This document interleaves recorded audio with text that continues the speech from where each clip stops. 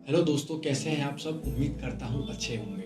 जो आज का हमारा टॉपिक रहने वाला है, जो विषय रहने वाला है, वो है भगवान श्री कृष्ण से संबंधित जानकारी कि क्या उनका अस्तित्व एक पौराणिक कथा है, क्या ये माइथोलॉजी है, क्या ये सब एग्जिस्ट करता है। हम सब जानते हैं कि भगवान श्री कृष्ण इस पृथ्वी पर 5000 साल पहले ही गए हैं और ये कहना मुश्किल है कि भगवान कृष्ण ऐतिहासिक व्यक्ति हैं या पौराणिक। लेकिन महाकाव्य महाभारत, जो भारतीय साहित्य के अनुसार इतिहास या इतिहास के रूप में जाना जाता है, उसके अनुसार भगवान कृष्ण के बारे में हमारे पास कई प्रमाण हो सकते हैं। उदाहरण के तौर पर भगवान कृष्ण के जीवन से जुड़े शहर और स्थल वास्तव में आज तक मौजूद हैं, जैसे मथुरा, वृंदावन, द्वारका आदि।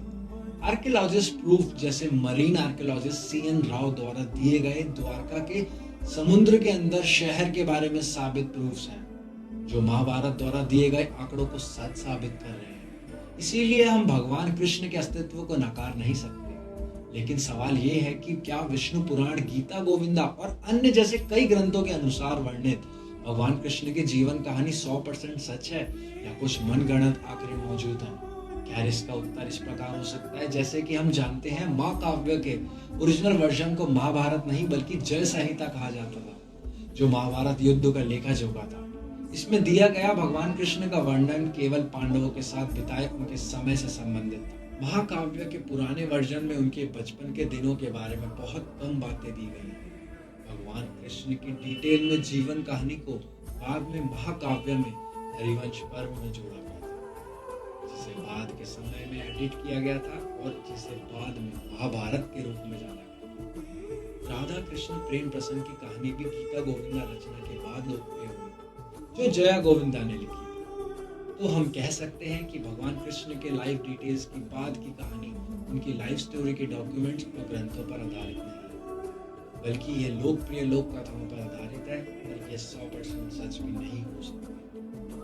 कुछ विद्वानों के अनुसार भगवान कृष्ण एक विद्वान और युद्ध स्ट्रैटेजिस्ट थे।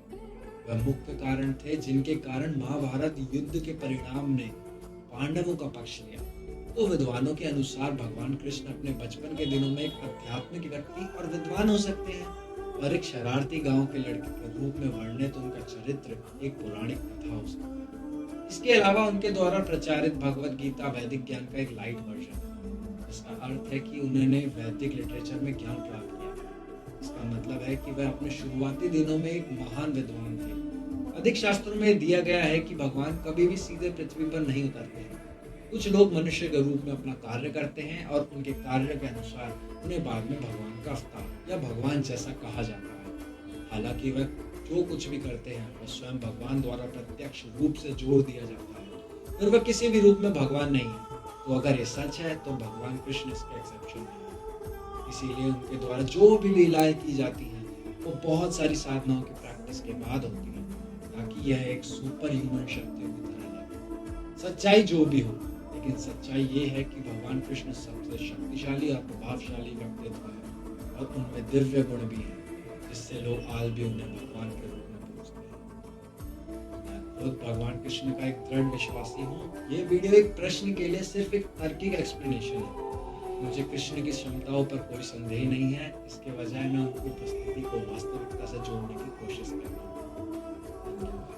अगर आपको हमारी वीडियो अच्छी लगी हो तो हमारी वीडियो को लाइक करें, इसमें कमेंट करें, इसे शेयर करना ना भूलें और एंड में हमारे चैनल को सब्सक्राइब करें, ताकि और भी आपको इसके अपडेट्स मिलते रहे, नए नए वीडियोस के, नए नए फैक्ट्स के, हमारे सनातन धर्म के, हिंदुइज्म के, भारत के, इंडिया के।